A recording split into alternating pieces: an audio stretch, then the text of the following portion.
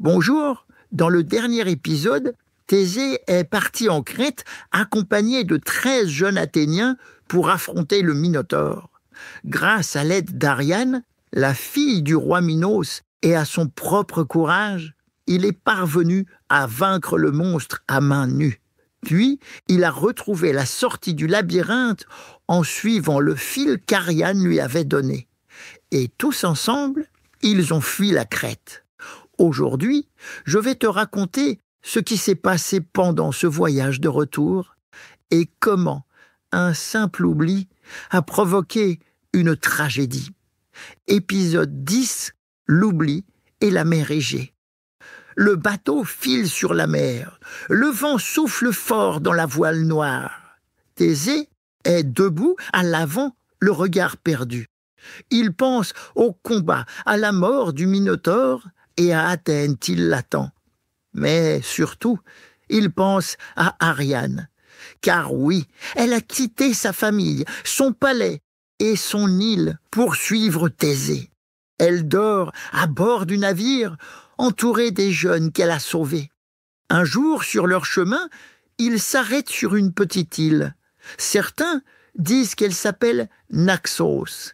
L'équipage descend pour se reposer. Ariane s'endort sur le sable. Et là, les versions de l'histoire ne sont pas toutes les mêmes.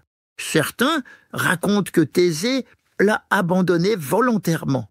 D'autres, qu'il a été forcé de partir à cause d'un rêve étrange.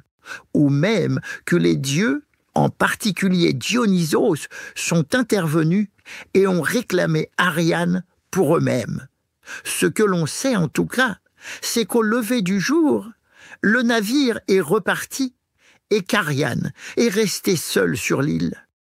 Thésée, lui, continue sa route, mais son cœur est lourd et dans la tristesse, dans la fatigue, il oublie une chose tellement importante.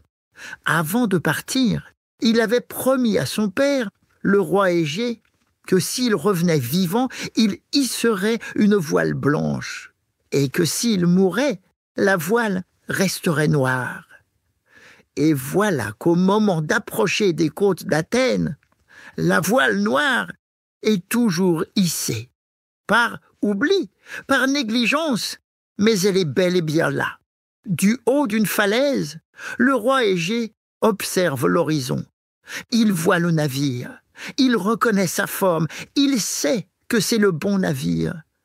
Mais il aperçoit la voile noire. Alors, son cœur se brise, il croit que son fils est mort. Et, dans un geste de douleur et de désespoir, il se jette dans la mer. Quand le navire arrive au port, il est trop tard. Thésée apprend la nouvelle et tombe à genoux. La mer où Égée s'est jetée et noyée porte depuis ce jour son nom, la mer Égée. Thésée est acclamé comme un héros. Il a vaincu le Minotaure, il a sauvé Athènes. Mais il a perdu son père et il porte cette faute en lui pour toujours. Dans le prochain épisode, tu découvriras comment Thésée devient roi, ce qu'il va changer à Athènes et pourquoi un jour il décide d'abandonner les symboles du pouvoir pour vivre comme un homme parmi les hommes.